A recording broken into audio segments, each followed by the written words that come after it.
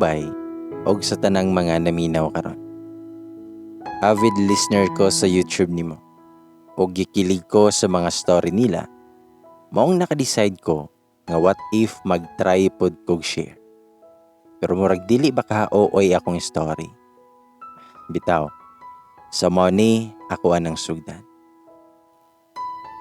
Tawagan ako sa pangalan nga Yodge. Dili tinuod na ako nga ngalan. 38 years old. Gipanganak sa Davao pero karon naa na sa Bukidnon.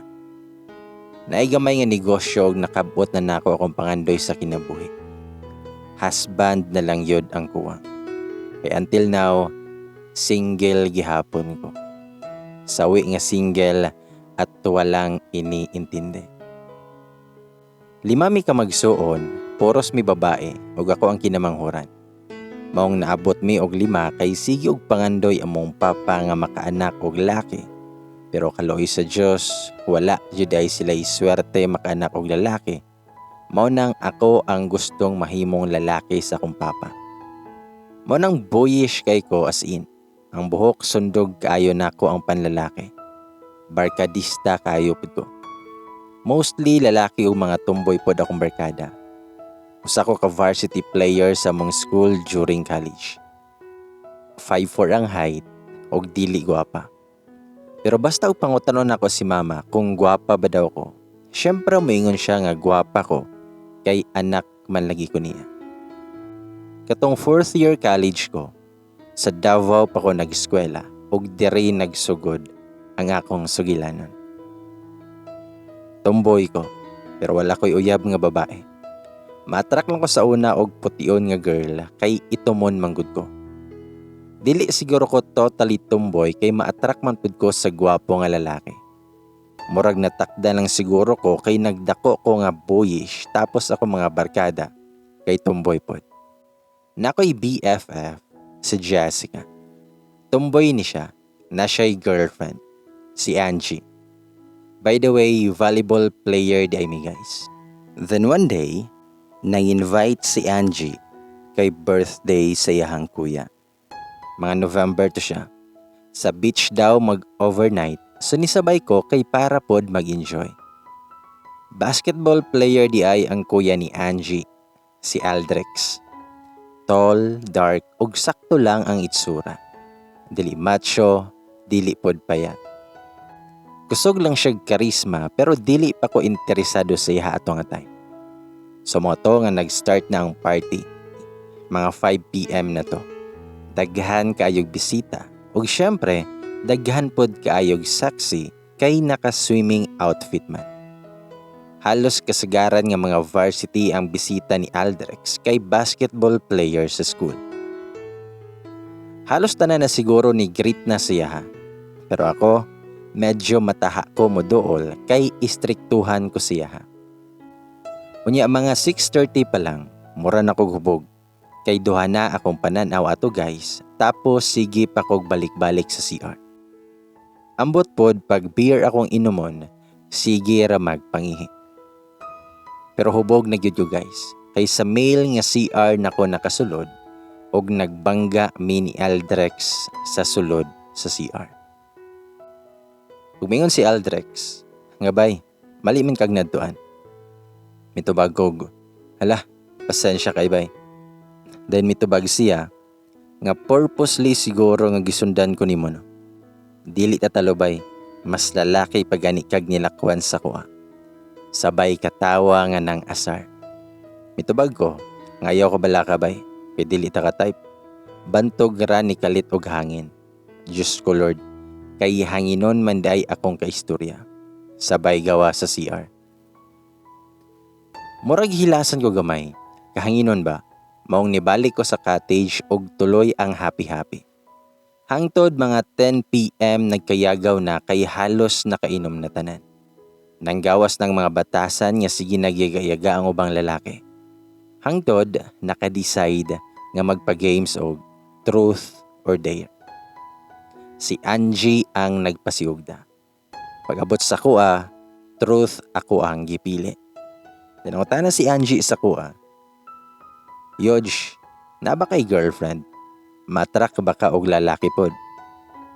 Tubag ko, wala ko'y girlfriend sukad oy. Crush lang. Ug oo, matrak pod ko kay. Then mitubag si Angie nga dili day ka totally tomboy.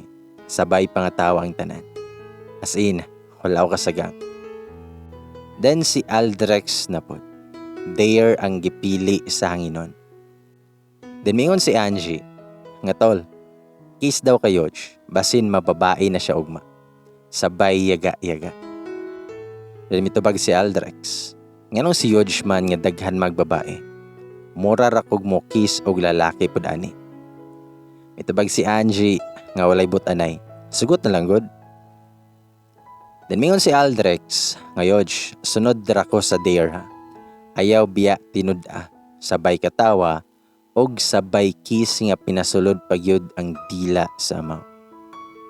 Ang hanginon kay manyakis di ay. Bitaw, wala ako kasabot nga murag lahi raman ako ang na-feel nga murag gibati kog kuryente sa akong kalawasan. Sabay ingon sa hanginon nga dili man jud di ay kabalo mo kiss Yodge. Murag yun kog naulawan atong panahon. Habang nagpadayon sila ni Batsin ako kay naulaw ko sa akong self.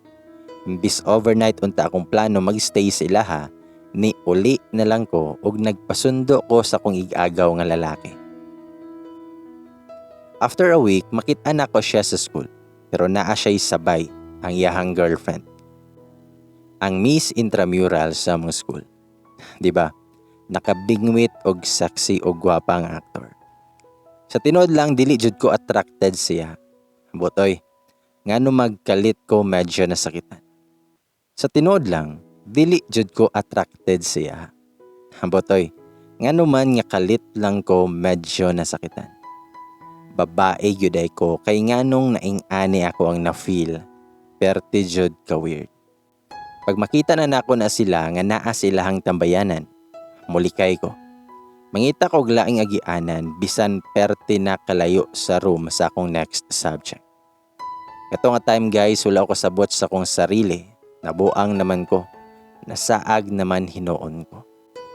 Ambot lang, nikalit raman ako na na-feel. Sa isip na ko, istorya na ako ang sarili. Haler, tomboy ka Yodge. Babae mo ang gusto. Dili lalaki. Kay lisod na og mabuntisan ka. Unya biyaan. Then February 14, Valentine's Day. Nagkatapok may sa ko mga team. Silang Jess ug Angie gihapon ang sabay nako. Dito mi sa diskuhan, mga 9 PM sugod na mi og ka-warshock kay disco na gud. Pagbalik nako sa mong table nilang Jess na ay naglingkod ug nag-shot. Nakurat ko kay si Aldrex di ay. Gipasunod daw ni Angie para daw malingaw kay di ay bag-o pa lang daw nagbulag siyang girlfriend kay gikambyo daw siya sugar daddy. Moto nga disco nami ug nisabay na siya sa pataka dance namo. Nalipong nagyud ko sa sige og sayaw. Nagsukan ako sa CR hangtod mga 1 AM na kapin nang hagad na silang Jess nga manguli. So si Jess ug Angie na sila'y single nga motor. Akong plano unta mag-taxi na lang pero niingon sa kuha si Aldrex.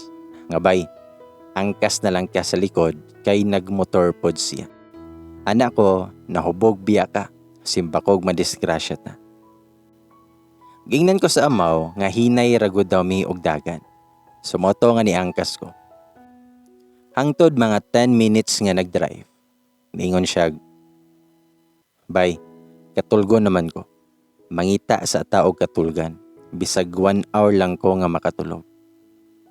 Miyana ko nga mag-taxi na lang ko bay. Kay 15 minutes na anak ko sa mua. Nihirit ang amaw nga sabay lang gud ko para naay mo pukaw sa kuha. So ako pod, nisugot pod ko. Ambot pod naaman siguro'y hurim-hurim ang hanginon. Sa moto, nga nag-check-in na mi sa hotel. Pero natingala ko nga nung 12 hours ang gibayaran. Huna-huna na ako basin walay vacant nga room nga 3 hours. Pagsulod na mo sa kwarto, Di balik man pud tong dati nako nga gibati nga murag makuryentehan. Nagpangurog ko, wala ako kasabot. Pero wala ko nagpalata. Ako ngunahuna, okay pa man. Pero lipong-lipong gihapon, hangtod nagsuka na pud ko. Balik pag open niya sa aircon, naglain naman noon akong ginhawa. Nasukahan na nako ako ang t-shirt. Motong nagsulti siya. Nga labahan na lang daw nako ang t-shirt tapos ihanger para mauga. Itotok daw sa aircon. Motong gilabahan nako. Dali-dali tapos naligo ko ug wala ko'y mabuhat, nagtawel ra ko para na-cover akong lawas. Pagwas na ako sa CR, ana siya. Ngahay, salamat makagamit na ko sa CR. Kaihion na daw kayo siya. Nagblower ko sa kong buhok, dalira na uga kay short hair ba ako. Higda na ko. Medyo dako ang bed so siya naglatag sa baba sa may carpet. May ana si Aldrex, nga diri ko sa baba bay, kay basin na rapon ko nimo. Mitubag ko, nga feeler ba god. Dan mitubag si Aldrex, nga lain man akong pamati god, murag nanginit man akong lawas. Murag naagyod kay pag nanasa sa kuha. Sabay katawan niya. Mitubag ko, nga ingon biya ka nga dili ta taluno. Sabay nitindog siya. Dan miingon siya, nga murag lain man. Murag dili man ko kakontrol. Pagtuon ako walay mali siya. Pero murag lain man. Tara, uli na lang ta. Pasakyo na lang kanako sa taxi. Mitubag ko, pabili na lang ko bay. Kaya akong t-shirt basa pa man. Dan mitubag siya, nga tama di ay. Bahala na ni. Nagbukot dayon siya gahabol sa baba. Dan taod-taod, di balik na pud ko sa CR. Nagsuka na pud ko. Pagawas na ako sa CR, gialalayan ako niya, tapos paghigda na ako. Nakurutan ko kay nitapad na ang ama. Kalit dayon siya og kiss. Pinaabtik ang kamot nga nakatanggal sa kuntawel. Unya iyahang kamot kay kalihukan na lang man siya. Nahikapan na gyud niya ang akong duha ka buntok. Aswerte sa amaw oy, nakahikap. Hangtod ni Honghong. Pay, dili na ko kapugong. Wala ko kasabot nga nung nakabati ko ing ani. Pag ituklod ko nimo, dili ni na ako ipadayon. So ang ako ato, gibati na pud kog panginit sa lawas. So nga akong gibuhat, ni kiss ko sa iyaha. Hangtod didto na nagsugod iyahang pagkawal. Tapos gikuha niya ang tawel nako o gitrapos akong lunch. Nasya ko, kalit raman og pinasisid marino. Wala ko kasabot sa akong gibati. Hangtod sa na ako'y gibuhat para malipay pud siya. Gitudloan ko sa maon sa akong buhaton. Maong fast learner kay ko. Until wala nagyoy makapugong ato sa mua. Nabuhat na mo nga kagustuhan na mong duha. Paghigda na mo ni hangyo ko sa iyaha nga walay makabalo og sikreto gyud na mong duha. Gipapromise pa nako siya. Nigakos lang siya, dayon nakatulog na. Nakamata ko guna. Nagdali-dali ko og niuli ko guna. Gibiyaan na nako siya kay perti pa mang haguka. Pagka March ato, busy na may para sa graduation. Makita nako siya during rehearsal namo kay graduating pod siya. Pag magsugat among pananaw, ma-awkward nako. Yes guys, confirm nga dili gid ay ko tumboy. Gahi gid ay akong gusto. Bitaw, kabalo ko nga mag-try siya duol sa kuha. Kanang mag-uban mi ni Angie, kunuhay na siya hulamon para kunuhay maistorya ko niya. Dala smile og mangumusta ang inyong bay. Huna-huna na ako, gikulangan pa yun siguro niya. By the way, wala nako kakita siya nga naay laing kuyog nga babae. Kaysa una halos na ama na siya permi angkas. Karon himala kay wala na. Dulunan siya chicks kay lagi basketball player. Ambot, dili man siya gwapo. Grabe lang jud kakusog sa sex appeal tawhana. Then pagka-graduation day ato, lipay kay kong parents kay ilahang bugay nga anak nakalampos bisag barkadista og walay seryoso sa pag-eskwela. Pagkagabi nanawag si Jess kay magtapok daw mi. 3310 keypad ang cellphone pa ato nga sikat. So sa diskohan na pud mi. Una-una nako, agoy, malugitan na pud ko ani pag naa na pud dere ang mokong kay gimingaw na pud baya ko. Tinuod guys na like na ako siya. Pero slight lang. Pasikreto lang god para po dili halata. Sumoto nga ng disco namin. Tapos inom og taman. Pagtanaw nako akong relo hapit na 11 PM. Huna-huna nako naggiahak. Ngano mang nag-expect ko nga moabot siya. So gi-enjoy na lang nako kay assuming rakay ko. Nga bisan gamay kay importante ko. So antod hubog na kayo ko. Mga 12:30 AM siya dan niabot na siya. As in guys, gikilig ko nga OA kay ko. Gibati na gyud ko kamingaw siya. Yes guys, lamion man di ay siya. Nisamot man siya gagwapo sa kong pananaw or basin hubog-hubog lang siguro ko ato nga time. Motong gipaspasan akong inom para mawala akong gibati. O giingnan ko ni Aldrex nga. Hinahinay pod, mura man pod og wala na ugma. Tubag ko nga nag-enjoy ra good bye. Then tubag siya nga congrats bye. Tubag pug kog congrats pod. Then smile ko. Then mingon si Aldrex nga hulay hug and kiss. Gisigahan nako siya sa mata. Nagngisi dayon siya, dayon nakisayaw sa mga tropa. Nabtan mi og 1 AM, then isig panguli na. Ako, nagdali-dali pud kog gawas. Pananghid nilang Jess, tapos giingnan kog bakray di ay ka kay Aldrex para dili naka makaplite. Ihatod ra kaniya. Tudloy lang sa dalan paingon sa inyo ha. Then maingon si Aldrex, sabay na tabay, hubog na raba kayo ka. Huna-huna na ako, nagtuo siguro ning moko nga dili pa ko kabalo sa gibuhat na ako, bisag hubog na kayo ko. Mitubag ra po kog okay, sasakay na ko sa likod. Then maingon si Aldrex, nagakos ragod para dili ka mahagbong. Nahikap na bitaw na ako ng bugdo nimo. Ayaw na kaulaw. Isumbag na ako siya sa kilid. Ako siyang giingnan, nga kalimtan na to natong duha. Then mitubag siya, nga unya, dili man gyud na malimtan, kaya ako man ang nakauna sa imo. Sumoto, nga maulang gihapon ang pattern. Motel gihapon paingon. This time, nagpahimulos na mi og taman. Nakaupat yun lagi ang mokong. Before mi nakatulog, niingon siya, sabay mi og uli. Dili na nako siya biyaan, kay ulaw daw pag mag-check out nga walay kauban. Pero as usual, ni uli yun kog una, kay nagpaabot akong pamilya, kay mularga na may pabukid nun, kay naghulat pod akong mga igsuon og relatives para i-celebrate akong graduation. Ako na lang ang nagpabilin sa Davao kay gitiwas na lang nako ako ang eskwela ug gihulat makagraduate. Engineer di ay akong papa.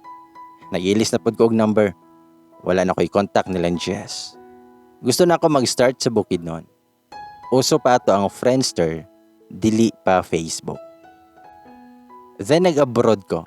Sa Singapore naka-work ko uban sa kong papa kay naay project ang ilahang kumpanya. Naningkamot ko nga magpakababae. Long hair na ko, og slim na. Naningkamot nga giusab ang nilakwan. Daghan ang nanguyab, pero wala nako ma-feel ang kuryente sila. First nako nga bakasyon na hapit ko dili paulion sa immigration officer kay layo kaayo akong itsura sa akong passport. Sa una, tumboy kay ko. Sa 5 years nga wali uli sa Pinas, mura na daw kog nagparitoke. Grabe kay strikto ang immigration officer, dugay kay ko nila gistadihan akong itsura, hangtod nakita ra gyud nila nga nakoy alom sa ilong, maong nakauli gyud kog Pinas. Pero balik din kog Singapore. Until year 2012, nagbuhat na kog Facebook. Ulahin na kay ko sa uso. I-search na ko sa lang Jess. Pero ang tingala ko wala ko gi-accept. December 2017 na, nagbakasyon ko og Pinas. Giadtuan ako sa Davao si Jess. Niadto ko sa house nila pero wala daw kay naa sa hospital. Gihatagan ko yung cellphone number ni Angie. Sila gyud ay nagdayon. Giadtuan ako ang hospital then nikontak ko kay Angie. Pagsugat na niya sa gawa, sige siya lingi-lingi sa palibot. Hala, nganong wala nakaila nga naara ko sa atubangan niya. Gitawag din ako si Angie. Shucks, kaduulon siya nga dili sabay pangutanag. Yodge, as in wala siya katuo nga dako kay ko kausaban. Usab na gyud kaayo akong itsura. Mura na daw kog model. Bitaw joke lang. Nagkuha siya og cellphone day nagpicture ming duha. Giad ko niya sa FB. Modeng na siya sa hospital kay naay cancer si Jess. Breast cancer. 2010 pa daw. Then nag-spend kog 7 days para makabawi sila hang Jess kay nasakitan sila sa gibuhat nako nga kalitra nga wala ni kontak. Guys, gusto unta ko mangutana kay Angie kung kumusta na iyang kuya pero maunhan man ko sa kaulaw. Sa moto nga nibalik na sad kog Singapore. Nag-work ko pero okay na ang communication namo nila Angie. Sige og update sa situation ni Jess o giako na ko ang uban nga gustohon sa ospital. After 4 months, namatay si Jess. June 2018, so nagbakasyon ko 3 days lang para lang maka-attend sa last haya og lubong. Sakit kay pamalundungon nga mawad-an og tinuod nga higala. Then gipa-speech ko nila. Sig tulo akong luha, walay undang. Until nahatod sa lubnganan. Then nagsaad ko kay Angie nga humanon sa nako ako ang contract sa Singapore ug mag for good na dire. Mobalik ko para moalalay og dili na nako biyan akong amiga. Pagbalik nako sa Singapore, after a month, na ay nag-send og friend request. Pag-check nako, hala, ang hanginon. Og wala jud nako og i-accept. Syempre pakipot sa. Kinahanglan nga mangita sa siyag paagi. Then nag-message si Aldrex sa kuha. Is nabera naman kayo. Mura man og wala nakatilaw sa kuha. Pero gisin ra nako. Then mingon siya, bitaw bay, salamat sa pagdamay sa kong sis. Pero gisin ra gihapon nako siya. Wala ko may reply.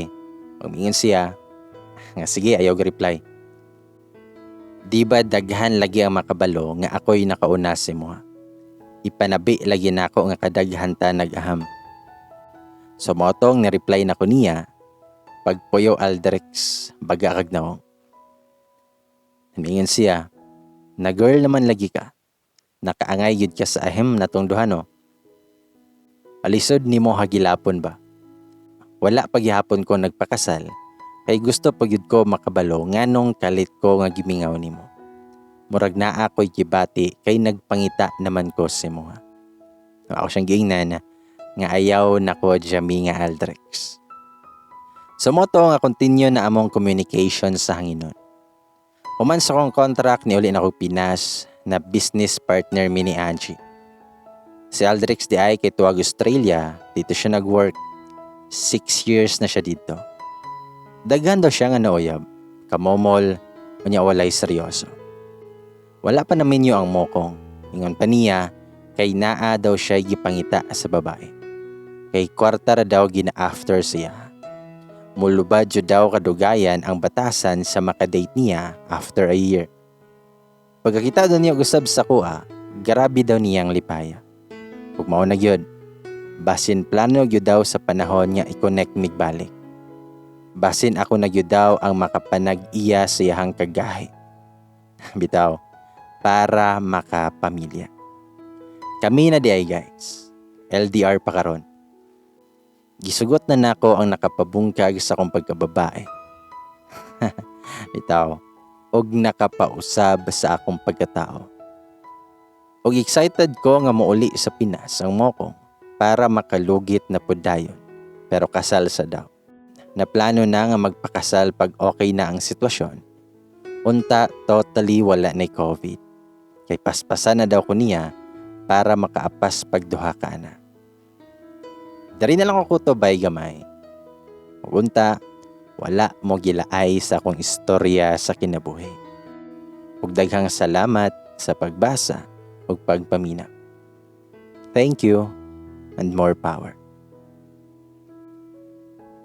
Ladies and boys, sana all na ay mulugit.